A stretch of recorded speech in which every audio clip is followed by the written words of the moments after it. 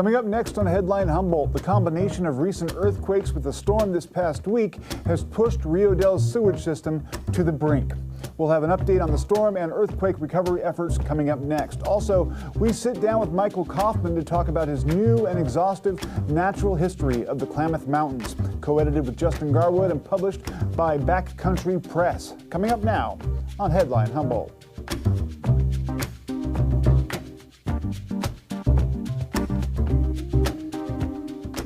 From the top of Humboldt Hill, this is Headline Humboldt. I'm James Falk. Thanks for joining us.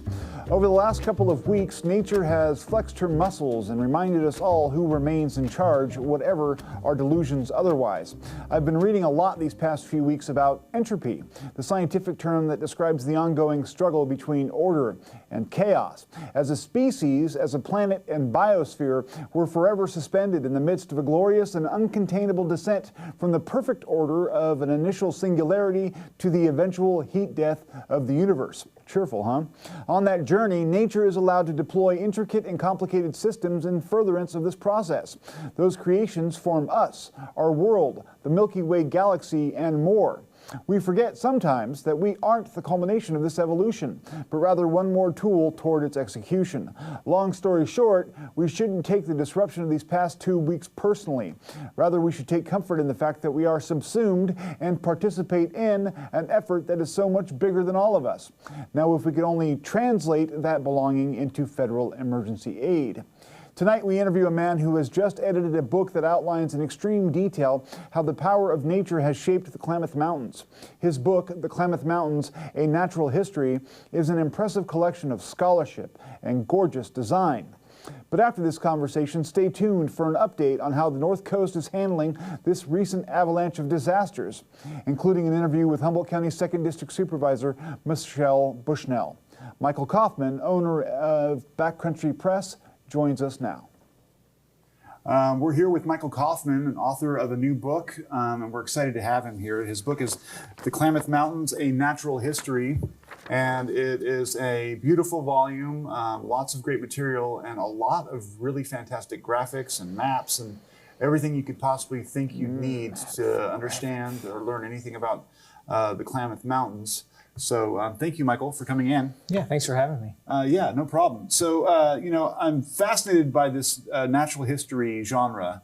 It's sort of like a throwback. I mean, like people in the Aldo Leopold and those guys, it seems like something they'd pack around the mountains with a journal and draw pictures and stuff. So can you help our viewers understand what a natural history is and what distinguishes it from other, scholarly publications? Sure, yeah. I've always been fascinated with natural histories. It's been a lifelong pursuit of mine to really understand places, right? Mm-hmm. So in California, the Sierra Nevada has multiple 5 minutes late? Natural histories written about it. And that's where I really first learned about a natural history. And the Sierra Nevada is interesting because there's a definable boundary, right? It's this granitic rock. Mm-hmm. And it's also a beautiful place that's been celebrated for millennia, and then when Western science arrived with John Muir and other people, that started to be defined by scientists. And so that's really, I feel like, how I got to know California in a lot of ways, was a natural history from the Sierra Nevada. And that natural history was lacking for the Klamath Mountains. The Klamath Mountains are a little known region, Northwest California and Southwest Oregon, and again, defined by rock. But also what's interesting about the Klamath Mountains is they have a unique climate. We're wet on the coast, and as you move to the east, the Klamath Mountains dry out towards the Great Basin Desert. And they're also interesting because in the south, it's a little bit drier than in the north as you move into Oregon. So there's all these gradients of climate. There's these different rock types, very complex rock types. Mm-hmm. And that allowed us to define and write this natural history. Yeah. And I think what's interesting about natural histories, at least from my perspective too, is it's really a love story. It's about falling in love with a place and practicing an attentiveness and a focused receptivity to the natural world. I was in one of the intros where they were talking about that, and I thought that was a really beautiful way to put, like, it's not just about going and studying the place, it's actually about becoming a part of it in a way. Exactly. Yeah. And I think why that's important is because with falling in love with a place, love is something we don't talk a lot about in science, right? Sure, absolutely. But with falling in love with a place, it leads to better understandings, better abilities to tell stories about places, and then ultimately better stewardship for a region and more people caring. So that was really Justin and I's goal with this book, was to tell these amazing stories, because this is an amazing mountain range, and we'll get into that, I'm sure. Justin Garwood is your co-author? Yes, yes. So Justin and I came together about 10 years ago. He had a little winter gathering. He called it Winter Count. And we came together and we told stories about the summer or other times of the year. And I had this outline and I handed it out to everybody there. And I said, hey, I want to write a natural history of the Klamath. Yeah. And Justin latched onto it, and we've grown this book together now for 10 years. So how did you conceive of it when you were beginning? I mean, what was your list of accomplishments that you wanted to set out and get done in order to do something this ambitious? Sure. Well, I have to admit, I leaned on other natural histories and how they've outlined them. Yeah. But it was very important to me to include indigenous history and cultural history. Yeah. So that I think is what sets this natural history apart from others that have been written, is that we included indigenous authors. Yeah. There's 34 authors, by the way, in this book. Wow. Including Justin and I. And that's a lot of essays and chapters and stuff? Yeah, so it's 14 chapters, ranging from climate to geology to plant communities. And First Peoples. And that's how we start the book, is with the First Peoples. And we kind of set the baseline of the storytelling that's come from the First Peoples authors, and how that's kind of led into our Western science understanding, and how those both traditional ecological knowledge and Western science blend together for a better understanding of this place. Yeah. Now that's a complex, because there's more than one tribe, right, from the Klamath region. How did you choose, or did you choose? How did you focus that? Well, that was a little bit tricky. Sure. It was heavy on the Karuk, Yurok, and Hupa perspective, because those are the connections that I have. Sure. But we did the research, and we incorporated stories from other tribes and across the board as best we could. Now, one of the things that Klamath has been in the news for has been salmon. How much of a role does that play in your book in terms of, dam removals now moving ahead? Is that part of what you've looked at, the damage there, or?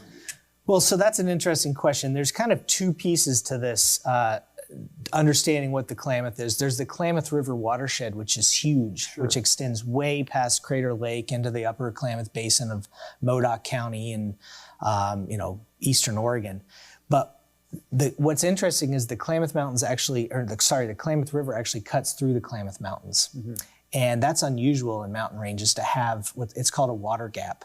To have a river that flows through a mountain range. And what that means is the river is super old, but the mountains are very old too. So as the mountains have risen, the river has flowed through it. So it plowed its way. It plowed its way through. Forming. Yes. Wow. So to get back to your question about the salmon and the dams, there are actually no dams in the Klamath Mountains proper that will be removed. But the influence, they're just above or outside of the Klamath Mountains, higher up on the Klamath River. Once those dams are removed, the ecological processes within the Klamath Mountains and within the Klamath River watershed combined will be just outstanding and amazing for the cultures, but also the environment. Yeah. Now, what do you think are some of the highlights of the Klamath Mountains in terms of a bioregion? What makes this book particularly special in this subject? Sure. Well, these are the stories that I was talking about, the storytelling to develop that love of place. And for me, the story of the Klamath Mountains really began with the conifers. And I wrote a book in 2012 that was my master's at Cal Poly Humboldt. And it's called Conifer Country, and it's a natural history of the conifers. And we here in Northwest California have one of the most diverse temperate conifer forests on Earth, probably the most diverse on Earth. And by temperate, I mean, north of the subtropics and tropics. There's a tropical island near Australia called New Caledonia that has the most conifer diversity in the world, but it's not temperate. So we've got this temperate forest with this exceptional conifer diversity. And when I moved to Northwest California in 2002 to go to Humboldt State, Cal Poly, I started to explore the Klamath Mountains and thought that I knew my trees pretty well, and I was kind of dumbfounded and confused. And that led to this journey, a master's degree at Cal Poly with the book that I wrote, exploring this conifer diversity. And what's interesting about the Klamath Mountains, and that's reflected in this conifer diversity, is that we're at a crossroads. So we're at the northern extent of the California floristic province. We're at the southern extent of the Pacific Northwest and the Cascades. We have influence from the Great Basin Desert. We have influence from the Pacific and the Coast Range. So it's this mixing and this melting of different environments that makes the Klamath so unique. And I think with 32 species of conifers, you can really begin to understand that mixing, because we have, say, Pacific silver fir from the Pacific Northwest. We have an endemic conifer called the brewer's spruce that grows nowhere else on earth, only in the Klamath Mountains. Of course, we know the story of the redwoods. The redwoods creep into the Klamath Mountains. So that was my first sort of window into the amazing nature and biodiversity of the Klamath Mountains. But man, the stories just go from there. The amphibians, salamanders, second to only the Southern Appalachian Mountains in diversity in North America. 25 species of salamanders, and the stories just go on and on, and up to the current time with the release of the condors. We've included that in the book. Yeah, we did a story on that. Great story. Yeah, it's amazing. It's absolutely amazing. One of the things that we talk about a lot in the media is this the decline in biodiversity. That there's a lot of pressure from population, climate change, pollution, all the other elements that the Earth faces at this point. How has the Klamath Mountains fared in that regard? Are there warning signs now that there are some serious problems, or has it maintained its health throughout the pressure? Well, I think when you look at the Klamath Mountains over deep time, it's been what we call a refugia for climate changes. Like, obviously the climate's changed over the history of the Earth. And there's been wide vacillations in temperatures and glacial events and all of these things. And I talked about the crossroads and where the Klamath Mountains are. Because of where they are, they have always been able to buffer. Well, I shouldn't say always, but they've buffered those climate changes well, right? And that's why this story of the conifers is so relevant, because conifers are older than dinosaurs, right? They've been around for 300 million years. And they have survived these shifts in the climate.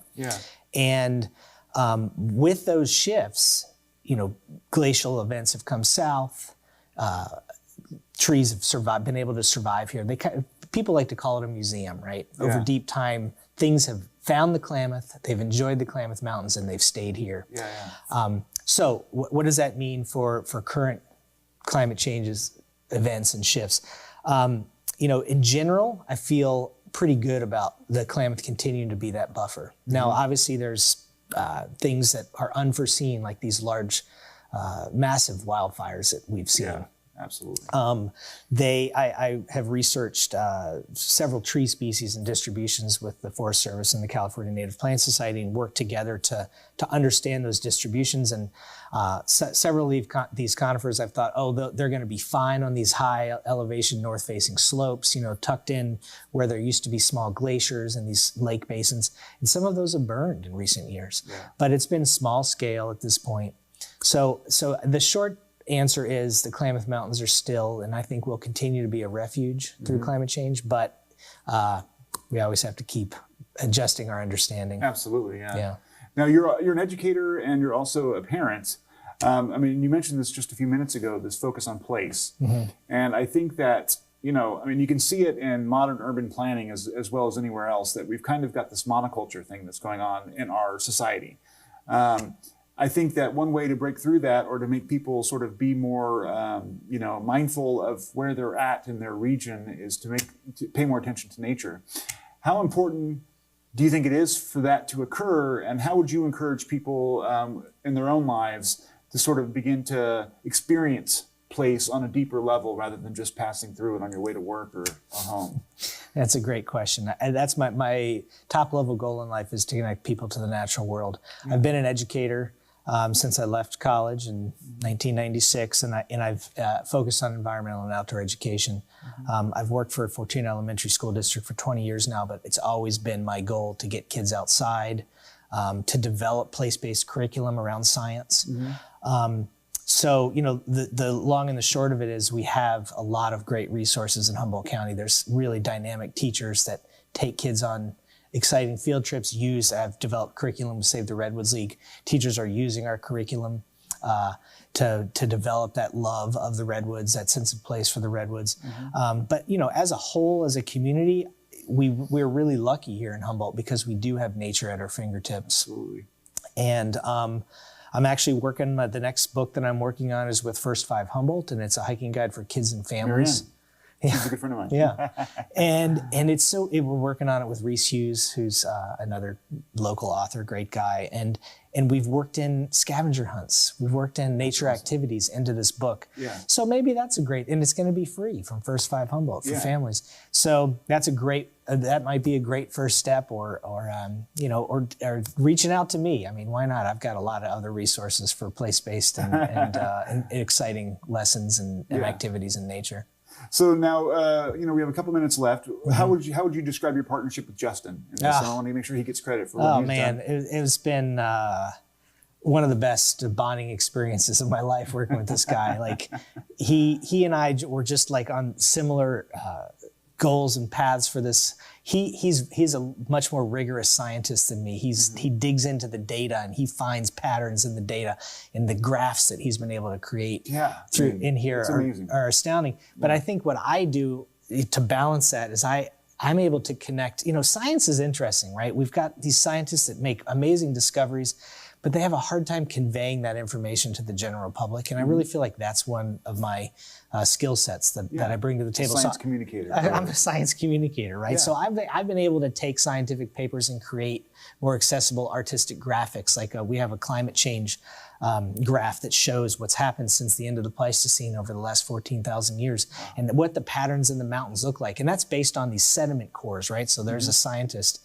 Christy Briles, she's dug into the cores of these lakes across the Klamath, and she's looked at the layers because every year, you've got more pollen or soot from fires, and she digs into that and she can see those pollen grains and the shifts in the plant communities around the lake over the last 12,000 years. And I took that and I turned it into this artistic little drawing that shows how those shifts probably looked. Yeah. So, with that balance of science with Justin and the communication for me, I just feel like it was the perfect relationship to make this, in my opinion, one of the best natural histories ever written. Yeah.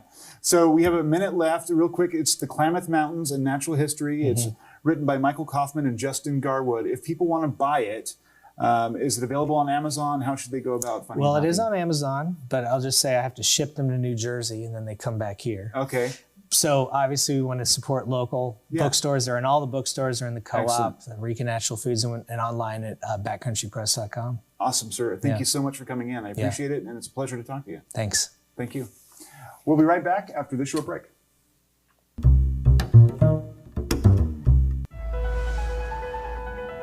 We make a good team. As long as we're together, it's perfect. Surviving Siegfried. You're the most ridiculous creature. I hope you're referring to the dog. I'm not going to give up on you. Don't give up on me either. Dreams do come true. Hey, lad? Seems they do. Sunday evening at 9 on Keat HD. Reed Davenport takes you on a journey of being seen but not heard. From the vantage point of his wheelchair, he explores the history of freedom and invisibility. I wanted to make a film about our eyes on the world. I Didn't See You There, on POV. Monday evening at 10 on Keat HD. The North Coast has been pummeled these past several days by a strong storm that toppled trees and power lines, leaving hundreds without power throughout all of Northern California. According to Pacific Gas and Electric Company, outages have occurred throughout the region, while dozens of residents between Oric and Trinidad are facing a tough few days as emergency crews work to repair the damage.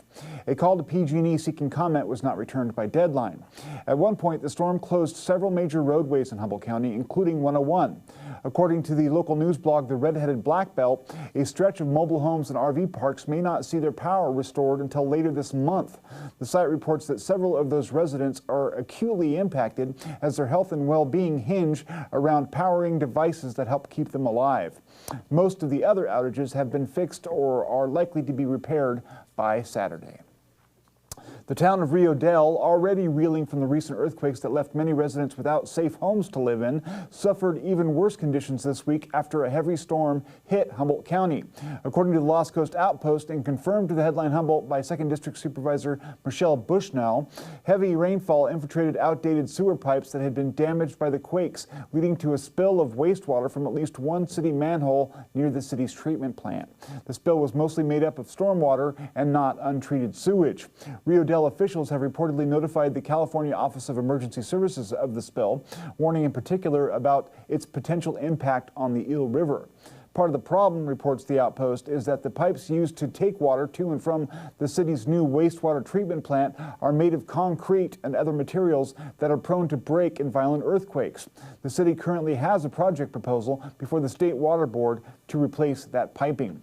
Bushnell said she believes the leak was fixed late Thursday afternoon, but much work still remains.